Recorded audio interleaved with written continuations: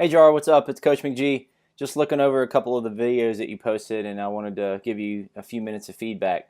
For the ring dips, when you try and kip, try to keep in mind that when you have the rings set up, they need to be high enough so that when you're in the bottom of the dip, your feet and your body can stretch out all the way to the ground, but without your toes actually touching the ground. So I know it's hard to see here because I have the camera angle cut me off a little bit, but the point is, when you're in the bottom of the ring dip, right there as you see, you want your body completely stretched out all the way to the ground, because this is going to help you generate a lot of power from the hips. That's going to help you kip up out of the ring dip. So if you watch here slowly, what you do is you start in the bottom, but you never really fully stretch out in the bottom. You see how your legs are bent? I want to see those straight and stretched out, like you're trying to, almost like you're trying to touch the ground with your toes, but again, the ring should be high enough to where you can't.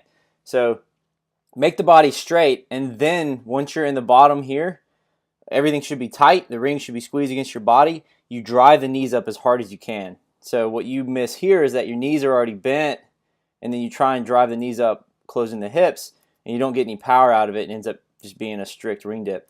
You do straighten out at the top, which is good, but you immediately start bending the knees back when you're in the bottom again, and the timing is just a little off. So if you look at my video, I just went and made this for you.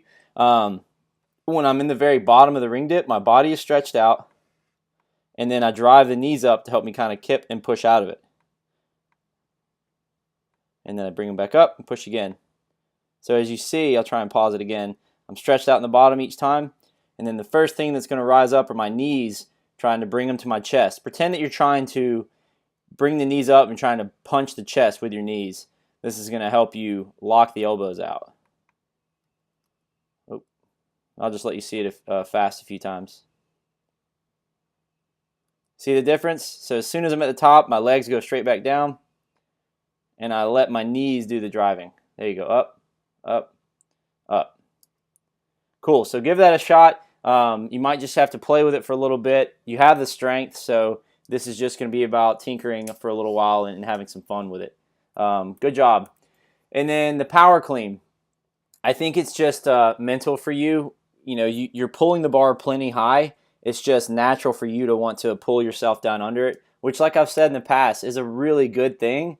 However, when it comes to power cleaning, I know that you are trying to work on that. A couple of things that I'm going to add to your program once we're done with the testing phase is just some high hang power cleans from blocks, to where you have to pull and jump and land high, and we'll work on kind of making sure that you're ready as soon as you extend to push your feet back into the ground and drive back up into the bar. But as far as what you're doing, the pull looks good. You went a little forward here, which is why you jumped. Computer's acting kind of funny. It's not being very smooth. So, I mean, a really good pull. It's just we got to get you comfortable with driving your feet immediately into the ground so you can push up into the bar. Like I said, once the testing phase is over, I'll give you some drills to work on, and we can start fixing that. But for the most part, I mean, that's a really good clean, and I know that you can pull it high enough, so that'll be changed pretty quickly. Looked over your results as well, put a bunch of comments in there. Everything looks great this week. You've got one more day of testing this week, and then you get the weekend off. I went ahead and posted next week's training as well, so go ahead and look it over. Make sure you don't have any questions on what any of the movements are, and we'll chat soon.